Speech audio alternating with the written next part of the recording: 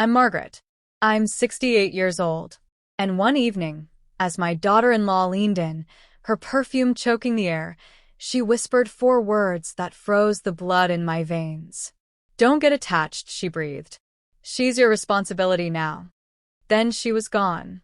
And my precious granddaughter, Lily, was clinging to my leg, her world already crumbling, though she didn't know it yet. By sunrise, I was on my knees, sobbing on my kitchen floor, holding a piece of paper that confirmed my worst nightmare. And I knew, in that moment, that the gentle, quiet grandmother they all took for granted was gone. What was left was a fighter, and I was about to use every weapon I had. Let me paint the picture for you.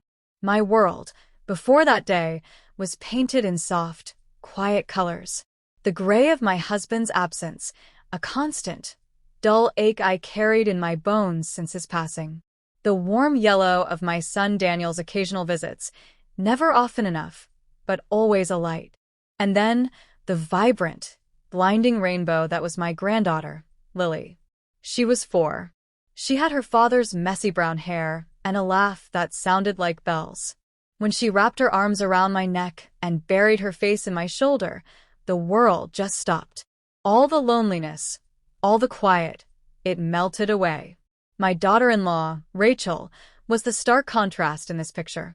She was a woman of sharp edges, manicured nails, designer perfume that announced her presence before she even spoke, and a smile that was a technical achievement.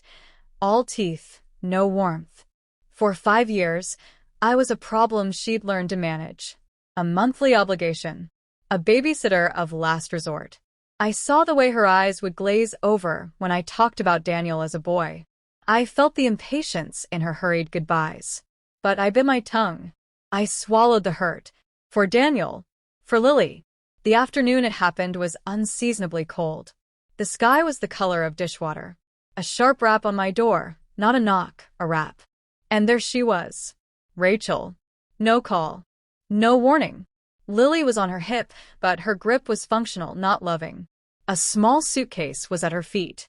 "Margaret," she said, already looking past me, down the hall. Her voice was flat. "I need you to keep Lily overnight." I blinked, my old heart giving a little stutter. "Overnight? Is everything okay? Where's Daniel?" She let out a sigh, a masterpiece of dramatic exasperation. "I have things to take care of. Adult things. I'll pick her up tomorrow." My eyes dropped to Lily. Her little face was a map of confusion. One tiny hand was clutching the collar of Rachel's blouse, the other reaching out, instinctively, towards me. Her eyes were wide, asking a silent question. "What's happening?" The fear in that small gesture broke me. My hesitation shattered. "Of course," I said, my voice softer than I intended. "She can stay." As Rachel handed me Lily's small backpack, she stepped into my space. That sharp, floral perfume invaded my senses, making my eyes water. She leaned so close her lips were almost touching my ear. The warmth of her breath was a violation. And then the whisper. It wasn't angry. It wasn't hysterical. It was clinical, cold as a surgeon's scalpel. "Don't get attached," she murmured, each word precise and venomous. "She's your responsibility now." A nervous, confused laugh escaped me. "What do you mean, Rachel?" She pulled back, and that empty smile was back on her face. A chill, deeper than any winter, shot down my spine. "You'll figure it out," she said. Then, as an afterthought, she tossed over her shoulder. "Oh, and don't call Daniel. He won't answer." And she walked away. No kiss for Lily. No hug. No backward glance. Just the decisive, fading click-clack of her heels on my driveway pavement. I stood there, frozen, Lily's small hand now in mine. My own hands began to tremble. A violent, uncontrollable shaking that started in my fingertips and raced up my arms. It was the tremor of primal understanding. Something was terribly, horribly wrong. That night was the longest of my life. Lily, sensing the disruption in her universe, cried herself to sleep. I held her in the rocking chair, the same one I'd used for Daniel decades ago. Her little body was racked with sobs she couldn't understand. "Grandma," she hiccuped, her voice thick with sleep and tears. "When is Mommy coming back?" The lie tasted like ash on my tongue. "Tomorrow, my sweet love. Tomorrow." But the stone in my chest grew heavier. The whisper echoed in the silent room. "Your responsibility now." At midnight, the silence was deafening. I crept to the kitchen, the old linoleum cold under my feet.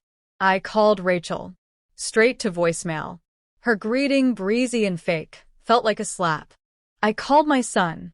It rang and rang and rang. No answer. Just the phantom echo of Rachel's voice. "He won't answer." By 2 a.m., a blood-curdling scream tore through the house. I've never moved so fast in my life. Lily was sitting bolt upright in bed, tears streaming, lost in a nightmare she couldn't articulate. I gathered her up, her heart hammering against mine like a trapped bird. I rocked her. I sang her father's lullaby. And as I felt her small body finally go limp with sleep again, I pressed my face into her hair and let the silent tears fall. I hadn't felt a fear this bottomless, this consuming, since the night I held my husband's hand and felt the life leave it. The morning light was cruel. It exposed everything. Lily, bless her, was chirpy, asking for pancakes. I made them, my movements robotic. After breakfast, I knew I had to unpack her bag. To find her pajamas, her toothbrush. I unzipped the small backpack. Inside was almost nothing. No spare clothes. No pajamas.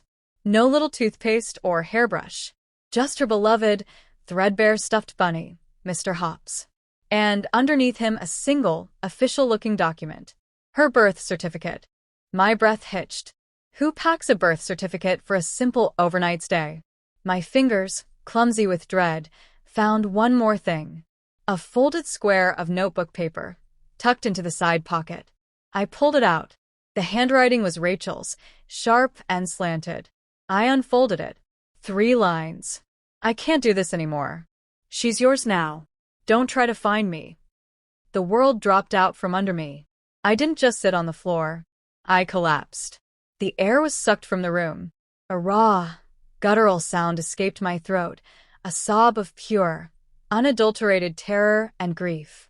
Lily was in the next room, singing to her bunny, and she had been discarded, left on my doorstep like a parcel she was tired of carrying. The whispered threat now had its proof. It was a premeditated act of abandonment. A strange, icy calm descended over me. The tears stopped. The shaking stopped. This was no longer about my hurt. This was about evidence. This was about war. I bundled Lily into the car, telling her we were going on an adventure. We drove to Rachel's apartment. The door was unlocked, slightly ajar. I pushed it open. Empty. Not a chair. Not a curtain rod. Not a single toy or photograph on the walls. It was a shell. A sterile, echoing shell. She hadn't just left. She had erased herself. A neighbor, looking pitying, confirmed it. "Moved out last night, dear." A big truck. Didn't say where she was going. The drive home was silent. Lily hummed in her car seat, gazing out at the world. I looked at her in the rearview mirror. Her innocence was a shield, and it was my sole mission to keep it intact. The fear was still there, a wild animal in my ribcage, but now it was joined by something else. A white-hot, focused rage. And a devastating clarity. When we got home, I made Lily lunch. I put on her favorite cartoon. I smoothed her hair. And then I walked into the kitchen, picked up the phone, and dialed the 3 numbers that would change everything. 911, what's your emergency? My voice, when it came out, was steady, stronger than it had been in years. My daughter-in-law has abandoned her child, I stated, each word clear as crystal. She left my 4-year-old granddaughter with me last night and has disappeared. I have a handwritten note of abandonment and the child's birth certificate that was left with her. The officer arrived within minutes. He was young with kind eyes. He didn't storm in.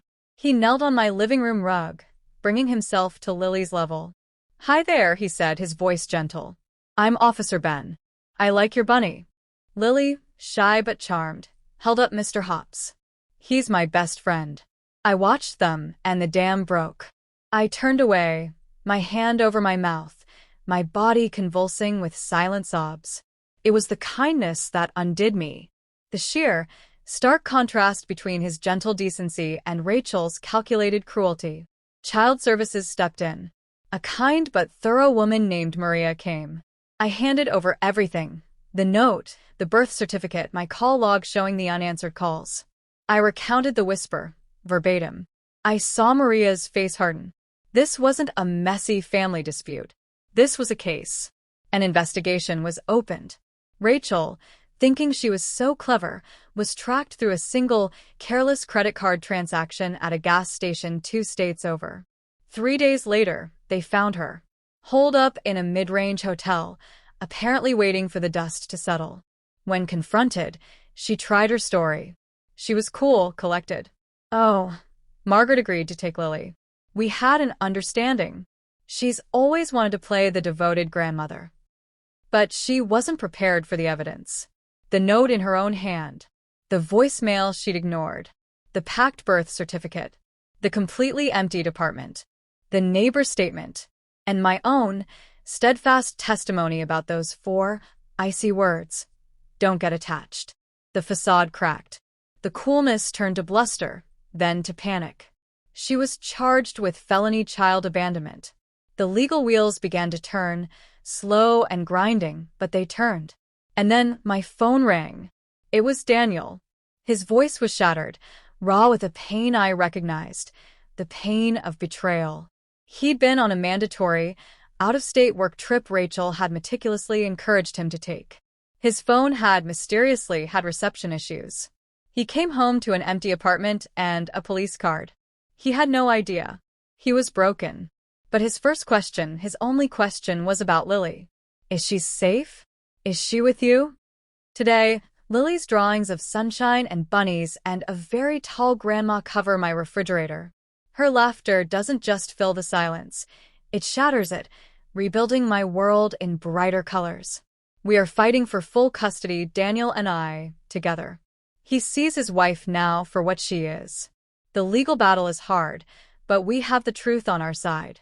Rachel thought leaving her child with a frail, old woman was the easy way out. A quiet disappearance. She saw my love as a weakness to be exploited. She thought I would be too scared, too confused, too nice, to do anything but quietly take on the burden. She was wrong. That whisper wasn't just an insult. It was a catalyst. It awakened the lioness inside the grandmother. She didn't just abandon a child that night. She exposed her own soul to the cold light of the law.